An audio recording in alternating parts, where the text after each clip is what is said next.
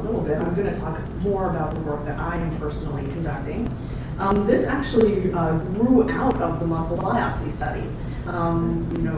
It is actually fairly invasive to go and donate muscle tissue, and we thought that there would be great benefit in finding non-invasive biomarkers in addition to the ones that come from muscle tissue. And so we formed collaborations with several active research groups in the radiology department at the Johns Hopkins School of Medicine. And with some of the pilot funding from the FSH Society, we've started to investigate the role of MRI in studying FSH. The advantages of doing this are several. The MRI has a really good safety profile if you don't have any metal in your body. It is non-invasive, it's extremely versatile, and there actually is increasing use of this modality in the study of other muscle diseases. And just to give you a little primer on looking at MRIs. And so imagine that we're standing at the foot of the bed and someone is lying in front of us, and the MRI scan takes slices going from up to down so that you see a cross-sectional picture.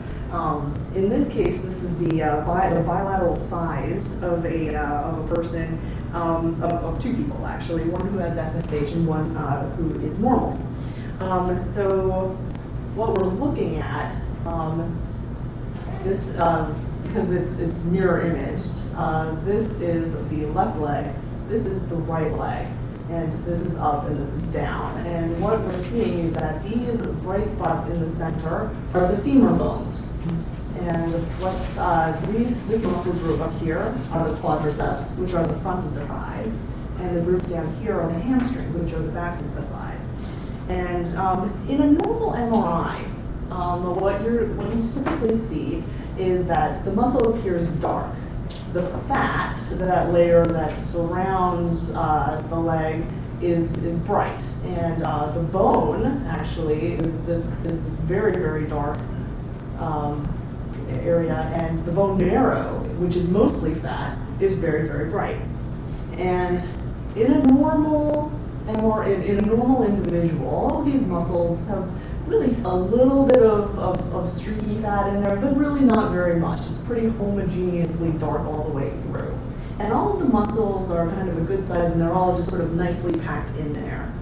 In a person with FSH, what you see is that individual muscles will start to be replaced by fat, and you start seeing that there's increasing amounts of streaking in a mildly involved muscle, and it becomes more in this moderately involved muscle. And in the very end stage, it is completely replaced, and you can no longer distinguish the muscle from the surrounding fat. And what's interesting about this specifically in FSH is that not all of the muscle gets infiltrated at the same time. You'll see that there is really complete replacement of this muscle here, but the quadriceps actually looks really, really good, and you can actually see clinically as well that there are muscles that remain extremely strong even after other muscles become extremely weak. Similar findings can be seen in the arm muscles. This is actually a cross-section through the biceps. And this is a normal figuring one that I downloaded from an online MRI atlas. And what you're seeing, this is the humerus muscle, and you can see the bone and the bright fat in the middle. These are the triceps muscles in the back of the arm. These are the biceps muscle in the front of the arm. And in this person with FSH, the head of the triceps looks pretty good, whereas the biceps are extensively replaced. And so we do have some FSH-specific imaging from a previous clinical trial that we did, and the types of things that you can use this for is to look at the muscle volume. What you can do with the software is tracing the size of the muscle, and then you can calculate how big the muscle is.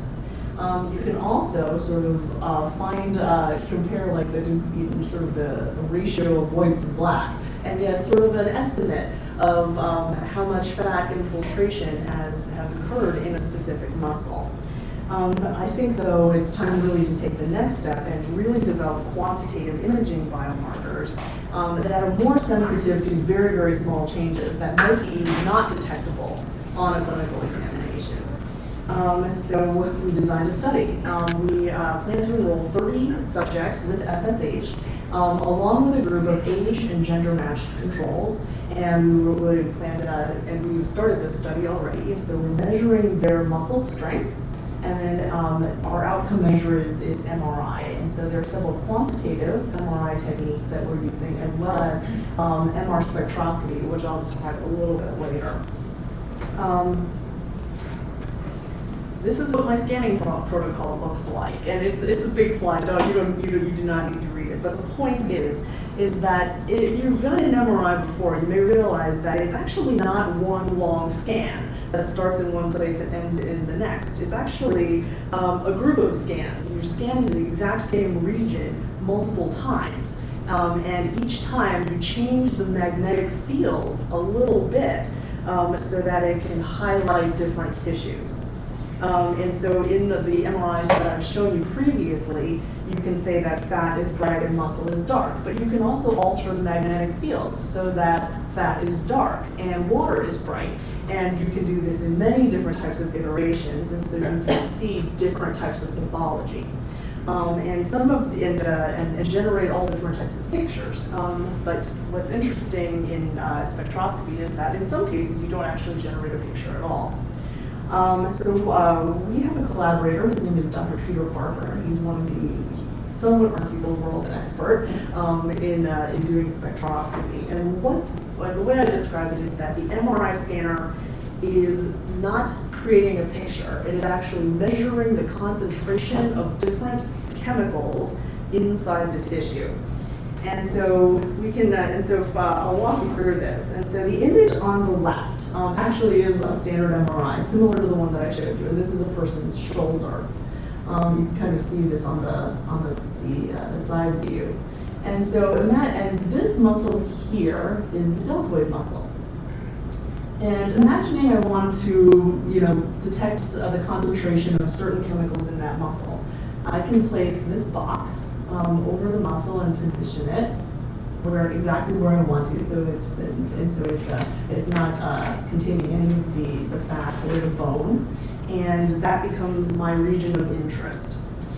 And so then the scanner will then bounce magnetic pulses with all different frequencies into that region and collect the echoes that bounce back. And this results in this side of the figure, which is a spectrum, which is a bunch of different peaks. And each of those different peaks will represent a different chemical compound that's inside the muscle. And so the peaks are bigger based on how high the concentration of those chemicals are. And just sort of from these graphs, you can actually calculate sort of an area under the curve and determine what the concentration of those different chemicals are. And in doing this, you develop what I call a metabolic profile of the muscle. Okay, so this spectroscopy was initially developed to actually look at tumors. And if you have a small tumor in bone, this voxel is probably big enough to study it. If you're looking at muscle, those are huge regions, and so it becomes fairly obvious very quickly that one voxel isn't going to be enough. And so now there is new technology that allows us to study more than one voxel, and it's called multivoxel MR spectroscopy. Rather than one box, you actually place this entire grid on top of the muscle, and then one by one collect the spectra from each voxel one at a time. This one here is an example from a study that I believe this is the first patient I studied, and it creates a 16 by 16 grid. So 64 voxels, so the same amount of information times 64. 256. 256. 16 times 16. 8 maybe is Oh, okay. Sorry about that. Yeah, no, I completely like blanked out on that in a second. And so, Power of squares. and so what we do, and so for each grid, we actually can generate an individual spectrum. And so and then I can just pick which voxel I think looks good, and this spectrum that results is actually that coming from that specific little voxel there. Okay, and so this is not an easy technique. You actually do need engineers, you need your technicians. You know, it's not something that a regular MRI scanner actually can do. And this technique is also very, very sensitive to a lot of different environmental factors. You know, it can vary a lot by age. It can vary a lot by the amount of exercise or work that the muscle is doing. It can vary based on medications. And so to really start out to see if this is actually a useful technique, I did a repeatability study. So for the first 5 patients, I actually scanned them twice. And each of them had a scan of the thighs no farther apart than 3 weeks. 3 weeks is not enough time for muscle pathology to change in FSH. And so I calculated the concentration of, here, this is TMA, or choline-containing compounds, and also creatine. And those are 2 that are very strong peaks in muscle. And to see if I can get the similar values. And so what I did was I actually just subtracted the values from the first scan from the second scan. And if they're actually the same, that difference should be 0.